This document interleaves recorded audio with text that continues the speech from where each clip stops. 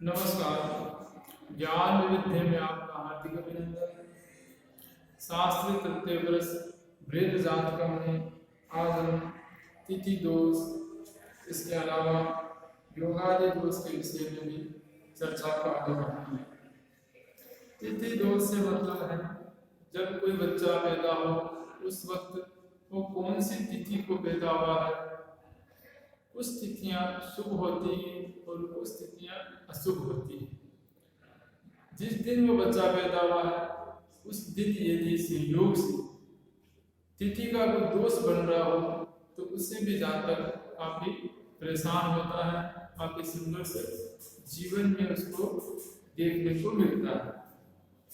जैसे कृष्ण पक्ष की चतुर्दशी तिथि, कृष्ण पक्ष की चतुर्दशी तिथि त्रयोदशी का अंत और अमावस्या के प्रारंभ तक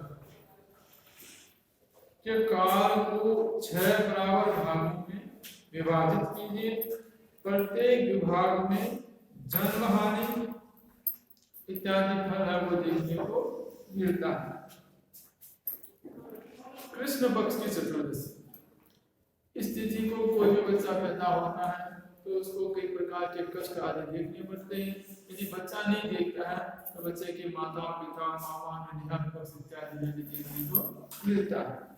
लेकिन लोग भूल जाते हैं, लोग ये सोचते हैं कि ये संयोगवश ही कोई कष्ट आया है, संयोगवश ही कोई स्वास्थ्य पीड़ा मिल रही है।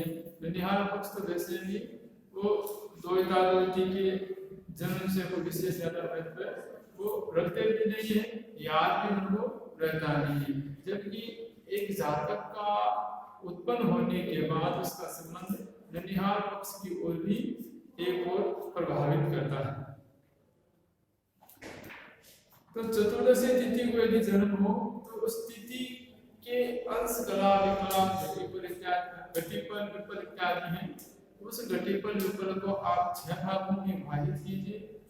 उसके 6 स्टेप बना लीजिए और प्रत्येक स्टेप से आप दे जाने यदि पहला भाग आ रहा है, 6वां भाग देने के बाद में पहले हिस्से में यदि जन्म हुआ है तो वो चतुर्दशी तिथि को जन्म भी शुभ माना जाएगा, अच्छा ही होगा।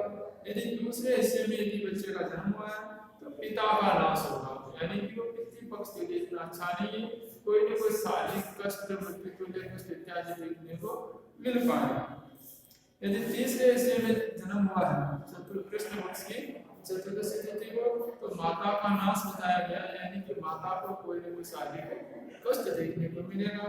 यदि चौथे हिस्से में जन्म हुआ है तो मामा का नाश, यानी मामा को कोई न कोई शारीरिक कष्ट भोगना होगा। और 5वें हिस्से में जन्म हुआ है तो भाई के लिए कष्ट है, और 6ठे हिस्से में जन्म हुआ है तो स्वयं जातक को ही कोई न कोई आदि व्याधि संताप पीड़ा से उसको ग्रसित होना पड़ेगा। तो इसे दूसरे शब्दों में गंड दोष इत्यादि भी कहते हैं। अमावस्या में जिसका जन्म हो, अमावस्या में जन्म हो अच्छा नहीं होता, लेकिन कभी अच्छा भी होता है, दोनों ही बात है।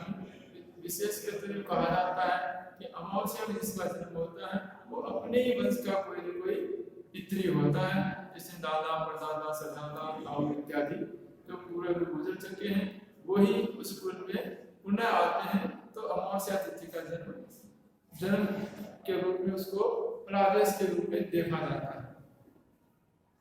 अमावस्या में जन्म हो तो हाथी घोड़ा गाय भैंस विशेष करके मनुष्य, इनमें से हर योनि का जीव अमावस्या को पैदा हो, और विशेष करके मनुष्य यदि अमावस्या को पैदा हो। सीने वाले में जिसका जन्म हो उनका समझा त्याग करना ही शेष कर बताया गया है। यानी अमावस्या को यदि जन्म हो, मान लो आपके घर में गाय गाई है भैंस गाई है, तो उस जो जीव पैदा हुआ है उसका परित्याग कर देना आपके लिए हित में होगा। मान लो भैंस गाई है और वो कोई पाटा पाटी में से कोई उसके कोई बच्चा हुआ है, तो वो बच्चा हुआ है उसको लंबे समय तक घर में नहीं रखना चाहिए। वो आपके यानी कि गृह स्वामी के गृहिणी के शारीरिक कष्ट को भी बताता है, उसका परित्याग कर देना चाहिए। मनुष्य भी कहते हैं कि अमावस्या को वो पैदा हो तो उसका भी परित्याग होना चाहिए। तो ये कुछ ग्रहों के माध्यम से या कुछ योगों के माध्यम से तिथियों के माध्यम में गंड मूल गंडांत इत्यादि बताए गए हैं कि उस बच्चे का परित्याग करना चाहिए। तो यहाँ पर परित्याग का अर्थ क्या है, इसको भी अपने को समझना चाहिए। परित्याग का मतलब ये नहीं है कि उसको हमेशा के लिए आप बाहर फेंक दो।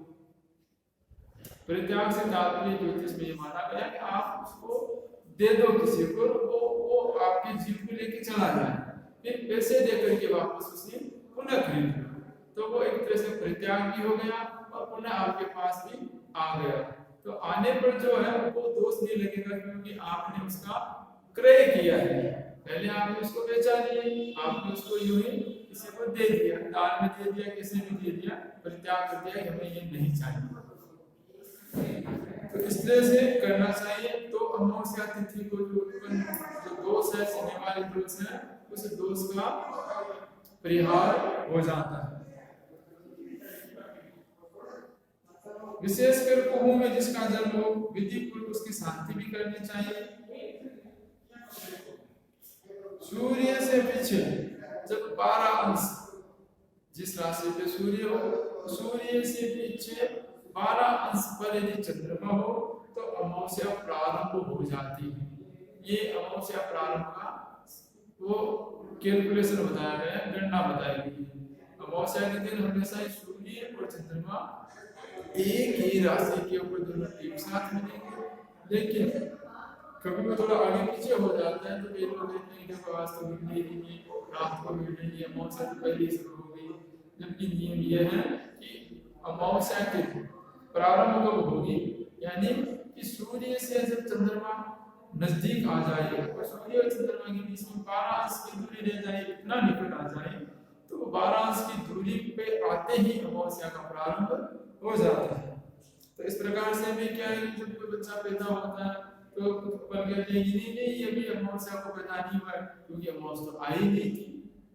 जब ये अमावस्या आ चुकी, प्रारंभ हो चुकी थी, यानी कि जब सूर्य से 12 अंश पूर्व ही चंद्रमा आया था, अमावस्या तो उसी समय ही प्रारंभ हो गई थी। अब पंचांग में उसको थोड़ा बहुत आगे पीछे इत्यादि कर दिया गया, सो अलग है। तो इस प्रकार से अपन आज योग दोष के विषय में जानेंगे। योग दोष यानी कि पिता के नक्षत्र में यदि पुत्र का यदि जन्म हो जाए तो एक बहुत भारी दोष होता है। यदि जातक पिता के जन्मक्ष या कर्मक्ष, जन्मक्ष यानी कि जिस नक्षत्र में पिता का जन्म हो ठीक उसी नक्षत्र में पुत्र का संतान का जन्म हो जाए तो जन्मक्ष कहलाता है। कर्मक्ष यानी कि पिता का जिस नक्षत्र में जन्म हो ठीक उसके 10वां नक्षत्र में यदि संतान का जन्म हो जाए कर्मक्ष कहलाता है। तो जन्मक्ष और कर्मक्ष पिता का या पिता के नक्षत्र से 10वां नक्षत्र में यदि आपका जन्म हो तो ये बहुत ही पिता के लिए विनाशक है। पिता को बाधा शारीरिक कष्ट दोष देने वाला योग निर्माण होता है। पिता का जन्मरिक्ष नक्षत्र जन्माक्ष और उसी 10वां नक्षत्र पिता का कर्मक्ष कहलाता है। पिता की जन्म राशि का जो 9वां हो यदि वे जातक का जन्म लग्न हो तो भी पिता को मृत्यु तुल्य कष्ट मिलता है, यानी कि पिता मर भी सकता है, मृत्यु भी हो सकती है। जैसे मान लो पिता का जो लग्न है उस लग्न से जो 9 मास बीत रहा है उसी 9 मास में पिता के जन्म से उसका जो 9वां हिस्सा आएगा 9 मास होगा और उस पिता के 9 मास में यदि पुत्र का जन्म हो जाए तो भी पिता के लिए बहुत ही कष्टकारी है। पिता को मृत्यु तुल्य कष्ट देखना होगा। ज्योतिष में इसमें याद रखने का कि सत्य ही मृत्यु हो जाती है, तुरंत मृत्यु हो जाती है। इसका मतलब ये है कि मृत्यु तुल्य कष्ट उसको अवश्य देखना होगा। यदि मूसल या मुद्गर योग के ओर में चलते हैं, मुस्कल है, धांश है, छत्र है, पद्म है, इस प्रकार से 27 योग चलते हैं। विष्णुंग प्रत्यय आयुष्मान उन योगों के अलावा भी योग बना करते हैं नक्षत्र और तिथि आदि के योग से। तो मुद्गर या मुस्कल योग में भी मान लो किसी बच्चे का जन्म हो तो वो शोभन का नाश करता है। यानी शोभन का अर्थ यहाँ पर क्या हो सकता है कि आपके पास जो सुंदर वैभव है, जो गाड़ी है, बंगला है, मकान है, प्रेस्टीज है, आपके पद है, प्रतिष्ठा है, ये आपके जीवन का सब शोभन है। इन सब शोभन का वो नाश करने वाला होता है यदि आपकी संतान मुद्गर या मुस्कल में उत्पन्न हुई हो। मुसल योग में भद्रा में यदि संतान पैदा हो तो दरिद्रता प्रदान करता है, धन का अभाव नजर आने लगेगा। गुलिक काल में यदि जन्म हो तो किसी अंग में दोष आ जाता है, पीड़ा आ जाती है। और रिक्ता में यदि जन्म हो तो नपुंसक हो जाता है। रिक्ता का मतलब चौथनवी चौदहशाली तिथियों में। यम कंटक में यदि किसी का जन्म हो तो लंगड़ा हो जाता है। ऐसे नक्षत्र में जन्म हो तो पाप ग्रहों से पीड़ित हो तो रोगी हो जाता है। ग्रह मुक्ते कांसित तक्षे में जन्म हो तो जातक दत्तक रूप में अन्य पुरुष के यहाँ गोद चला जाता है।